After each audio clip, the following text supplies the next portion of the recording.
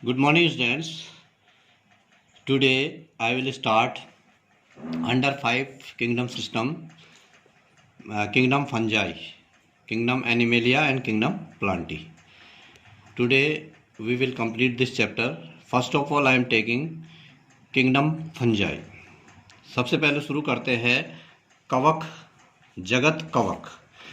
ये जो कवक है ये पर्णहरिम रहित जीव होते हैं और इनमें क्लोरोफिल नहीं पाया जाता है।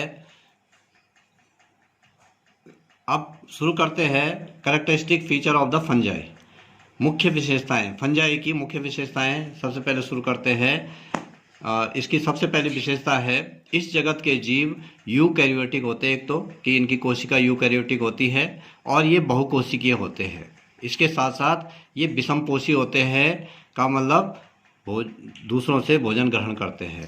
केवल इस जगत के अंतर्गत ईस्ट एक ऐसा जीव है जो एक कोशिकीय होते हैं, बाकी सभी जीव बहुकोशिकीय होते हैं। दूसरी कैरेक्टरिस्टिक फीचर है इसकी कि इनका जो शरीर होता है वो तंतुमय होता है, फिलामेंटस होता है, फिलामेंट का बना होता है और इस फिलामेंट के कारण इनमें एक जाल जैसी संरचना बनती है जिसको कवक जाल बोला जाता है और ये एक जाल बनाते हैं, उसे कवक जाल कहते हैं। तीसरी कैरेक्टरिस्टिक फीचर है इनकी कोशिका भित्ति काइटिन की बनी होती है कि जो बाहर से मेन जो इनकी सेल वॉल होती है वो काइटिन एक पदार्थ होता है रासायनिक, उससे बनी होती है। इसके अलावा इनकी कोशिकाओं में लवक नहीं पाए जाते हैं, किसी भी प्रकार के लवक इनकी कोशिकाओं में नहीं पाए जाते हैं, चाहे वो हरित लवक हो, वर्णी लवक हो या अवर्णी लवक हो। कवक जो होते हैं ये परपोषी होते हैं, हेट्रोट्रोपिक होते हैं। इसके अलावा परपोषी के अंतर्गत ये मृतोपजीवी होते हैं और मृतोपजीवी का मतलब होता है कि ये जो जीव होते हैं मृत पदार्थों से, सड़े गले पदार्थों से अपना भोजन ग्रहण करते हैं। जब ये भोजन ग्रहण करते हैं तो ये अपने भोजन को ग्लाइकोजन या तेल के रूप में संग्रहित कर लेते हैं और इनमें कायिक जनन पाया जाता है, विखंडन पाया जाता है, मुकुलन की प्रक्रिया होती है, अलैंगिक जनन बीजाणु के द्वारा होता है, स्पोर फॉर्मेशन इनमें होती है। कवक का वर्गीकरण किस प्रकार से हम क्लासिफिकेशन करेंगे? Classification of fungi. कवकों को 4 वर्गों में डिवाइड किया जाता है। पहला जो वर्ग है वह है फाइकोमाइसिटीज, दूसरा है एस्कोमाइसिटीज, तीसरा है बेसिडियोमाइसिटीज और चौथा है ड्यूट्रोमाइसिटीज। अब एक एक करके इनके बारे में लेते हैं। सबसे पहला है फाइकोमाइसिटीज। फाइकोमाइसिट्स की जो विशेषताएं हैं, ये कवक जलीय आवास में पाए जाते हैं, सड़ी गली लकड़ी, नम स्थानों पर जहाँ सीलन वाली जगह होती है वहाँ पाए जाते हैं और पौधों पर ये परजीवी के रूप में उगाते हैं। जनन जो होता है इनमें चल बीजाणु के द्वारा होता है, जू स्पोर्स जिसको बोला जाता है, जो एक स्थान से दूसरे स्थान तक गति कर सकते हैं। 2 युग्मकों का संलयन होता है इनमें और लैंगिक जनन की प्रक्रिया भी इनमें इसी के कारण पाई जाती है। इसके जो उदाहरण है वह है राइजोपस, म्यूकर आदि इसके एग्जाम्पल है। अगला है एस्कोमाइसिटीज। एस्कोमाइसिटीज की जो विशेषताएं हैं, इन्हें थैली फंजाई भी बोला जाता है, सेक फंजाई इनको बोला जाता है। एक कोशिकीय ईस्ट अथवा बहुकोशिकीय पेनिसिलियम इसके अंतर्गत पाए जाते हैं। ये मृतजीवी होते हैं। मृतजीवी का मतलब है कि ये सड़े गले पदार्थों या मृत होती हुई पदार्थों पर उगते हैं, अपघटक होते हैं और परजीवी भी होते हैं। इनमें अलैंगिक जनन बीजाणु के द्वारा होता है जिन्हें कोनिडिया कहा जाता है। इसके उदाहरण है एस्परजिलस, न्यूरोस्पोरा और मोर्केला। ये 3-4 इसके एग्जाम्पल है। तीसरा जो क्लास है वह है बेसिडियोमाइसिट्स। बेसिडियोमाइसिटीज इन्हें गद्दाकार कवक भी बोला जाता है, क्लब फंजाई इनको कहा जाता है और ये मिट्टी में पाए जाते हैं। लट्ठे, जो लकड़ी के लट्ठे होते हैं उनमें, वृक्ष के ठूंठों पर और सजीव पादपों के अंदर भी कभी कभी ये परजीवी के रूप में उगते हैं। अलैंगिक जनन बीजाणु इनमें नहीं होता है और कायिक जनन जो है इनमें खंडन विधि के द्वारा होता है। इसके एग्जाम्पल है एगेरिकस, पक्सिनिया आदि जो है इसके उदाहरण है। चौथा जो वर्ग है वह है ड्यूट्रोमाइसीट्स। ड्यूट्रोमाइसीट्स जो वर्ग है इसको अपूर्ण कवक बोला जाता है, इम्परफेक्ट फंजाई इसको बोला जाता है, क्योंकि ये जो है इनमें पूरे जो लक्षण है फंजाई के वो नहीं पाए जाते हैं। कवक तंतु जो है वो पटयुक्त होता है या शाखित होता है, और इनमें केवल अलैंगिक जनन या कायिक जनन इनमें पाया जाता है। इसके एग्जाम्पल है अल्टरनेरिया, ट्राइकोडर्मा, ये इसके मेन एग्जाम्पल्स है। चौथा जो जगत है उसको बोला जाता है पादप जगत या किंगडम प्लांटी इसको बोला जाता है। प्लांटी जो शब्द है, वैसे प्लांट किंगडम इसको बोला जाता है, लेकिन प्लांटी जो है वो ग्रीक वर्ड से लिया गया है। और इसके जो सामान्य लक्षण है, पहला कैरेक्टरिस्टिक फीचर है इसका, पादप जगत में समस्त जो जीव होते हैं वो यूकैरियोटिक होते हैं, बहुकोशिक होते हैं और स्वपोषी होते हैं। इसके जीव जो है स्वपोषी होते हैं का मतलब अपना भोजन स्वयं बनाते हैं। कुछ पादप कीटभक्षी भी होते हैं इनमें, जैसे यूट्रिकुलेरिया, ड्रोसेरा, ये कीटभक्षी होते हैं। और कुछ पादप इनमें परजीवी भी होते हैं, जैसे अमरवेल होता है, कसकटा जिसको बोला जाता है, वो दूसरे पौधों पर उगता है और उनसे उनका बना बुनाया जो भोजन है उसको सक करता है। चौथा जो कैरेक्टरिस्टिक फीचर है वह है पादप कोशिका भित्ति जो होती है वो सेलुलोज की बनी होती है। इसके अलावा जो मेन कैरेक्टरिस्टिक फीचर है इनका कि कोशिका भित्ति सेलुलोज की बनी होती है। इसके अलावा मेन जो कैरेक्टरिस्टिक फीचर ये भी है इनका कि इनमें लवक पाए जाते हैं, तीनों प्रकार के लवक इनमें पाए जाते हैं। वर्णी लवक, क्रोमोप्लास्ट उसको बोला जाता है, जिसके कारण अलग अलग प्रकार के फ्लावर्स होते हैं। अवर्णी लवक जिसको कि ल्यूकोप्लास्ट बोला जाता है, जो कि आलू या चावल मंड जो होता है उसमें पाया जाता है। और तीसरा प्रकार है हरित लवक जिसको क्लोरोप्लास्ट बोला जाता है, जिसमें कि पर्णहरिम पाया जाता है और जिसके कारण ये जो है भोजन बनाने की प्रक्रिया करते हैं। प्रकाश की उपस्थिति में ये प्रकाशनेषण की क्रिया करते हैं और अपना पोषण स्वयं करते हैं। लैंगिक जनन भी ये करते हैं और अलैंगिक जनन दोनों प्रकार से ये करते हैं। इसके अलावा इनमें कायिक जनन भी प्रमुखता से पाया जाता है। नेक्स्ट कैरेक्टरिस्टिक फीचर है पादपों की, पादप के जो जीवन चक्र है पादप का उसमें दो फेज पाए जाते हैं, दो अवस्थाएं उसमें पाई जाती है। सामान्य रूप से जब ये सामान्य अवस्था में होता है तो ये जो है बीजाणुविद अवस्था में पाया जाता है, स्पोरोफाइट स्टेज में पाया जाता है। उस समय इसमें गुणसूत्रों की संख्या दुगुणित होती है, 2n होती है। पौधा जब उगता है बीज से तब से लेकर और बड़ा होने तक, जब इसमें फूल लग जाते हैं तो फूल के अंदर जो मेल और फीमेल पार्ट होते हैं उनमें जो युग्मक बन जाते हैं, वो युग्मक वाली जो स्टेज होती है वो युग्मकोभित कहलाती है, गैमेटोफाइट उसको कहते हैं।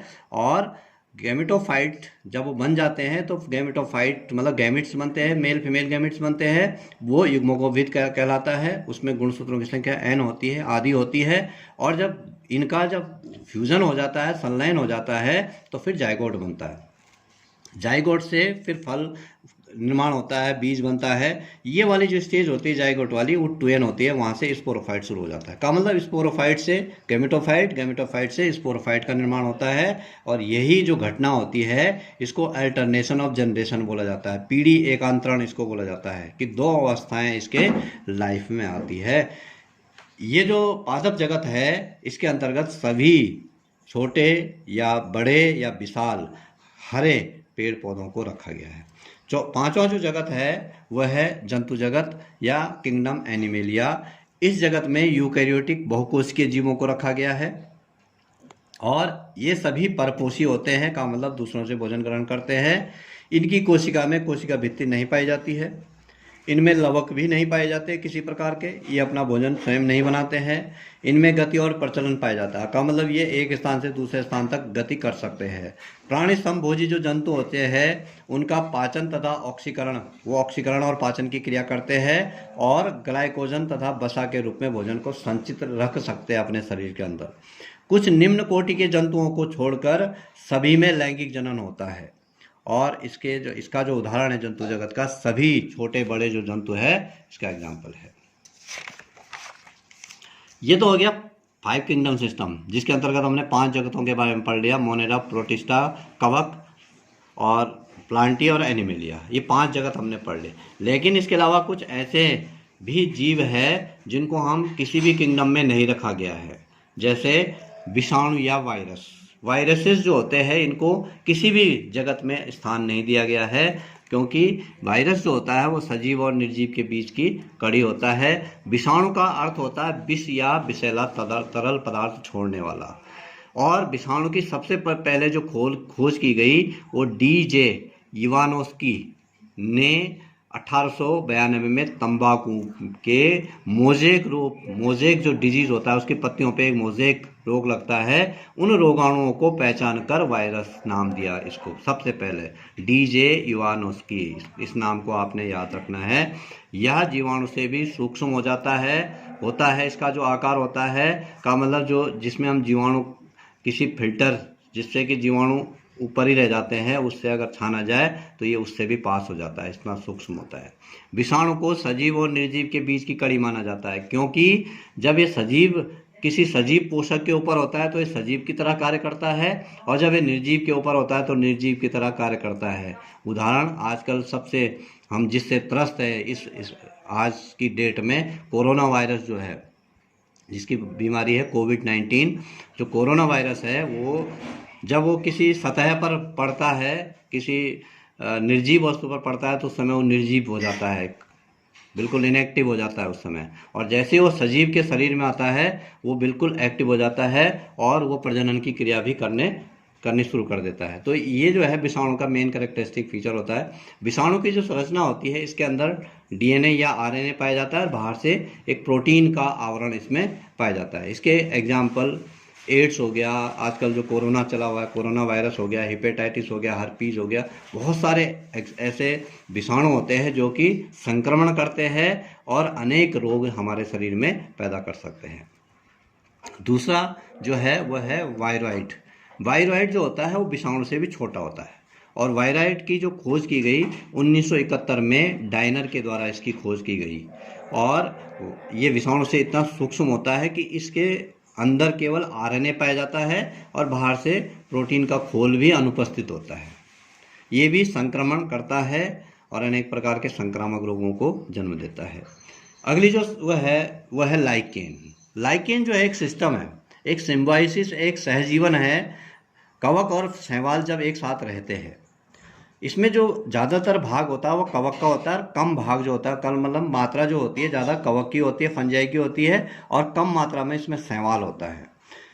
शैवाल को कवक के अंदर जो है आश्रय मिलता है। माइकोबायंट इसको बोला जाता है, जब कवक जो है वो शैवाल का आश्रय देता है और उससे शैवाल से जल और खनिज का अवशोषण करता है। जो फाइकोबायंट होता है, फाइकोबायंट शैवाल को बोला जाता है, ये जो है कवक के लिए भोजन बनाने का कार्य करता है। तो दोनों एक दूसरे को, शैवाल को आश्रय मिलता है और कवक जो है उससे भोजन ग्रहण करता है। शैवाल जो है कवक जो शैवाल होता है वो भोजन बनाता है, क्योंकि वह उसमें क्लोरोफिल पाया जाता है और वो सूर्य के प्रकाश की उपस्थिति में पोषण कर सकता है, भोजन बना सकता है, तो वो जो है कवक को भोजन देता है। तो ये लाइकेन कहलाता है। लाइकेन के जो लाभ है हमारे लिए, लाइकेन प्रदूषण के अच्छे संकेतक माने जाता है। ये संकेतक हम कैसे कहेंगे इनको, जिन स्थानों पर प्रदूषण नहीं होगा, जहां बिल्कुल भी प्रदूषण नहीं होगा, वहीं केवल लाइकेन उगते हैं। लाइकेन जो शैवाल और कवक का जो कॉम्बिनेशन है ये केवल वहीं होगा जहां प्रदूषण नहीं होगा। रोड के नज़दीक, किसी शहर के नज़दीक, किसी गांव के बहुत क्लोज में ये नहीं होता है। ये केवल एकांत जगहों में होता है जहां पर बिल्कुल भी प्रदूषण नहीं होता है। इससे लिटमस बनाए जाते हैं। जो लिटमस पेपर होते हैं नीला और लाल रंग के, जो कि हम जो है एसिड और बेस का जिससे निर्धारण करते हैं, वो बनाए जाते हैं। भोजन के रूप में भी जो है लाइकेन को इस्तेमाल किया जाता है। इसके अलावा घाव बनाने की दवा के रूप में भी इसको इस्तेमाल किया जाता है। ये जो चैप्टर 2 है क्लासिफिकेशन, बायोलॉजिकल क्लासिफिकेशन, यहीं पर समाप्त होता है। नेक्स्ट शुरू करेंगे। Thank you.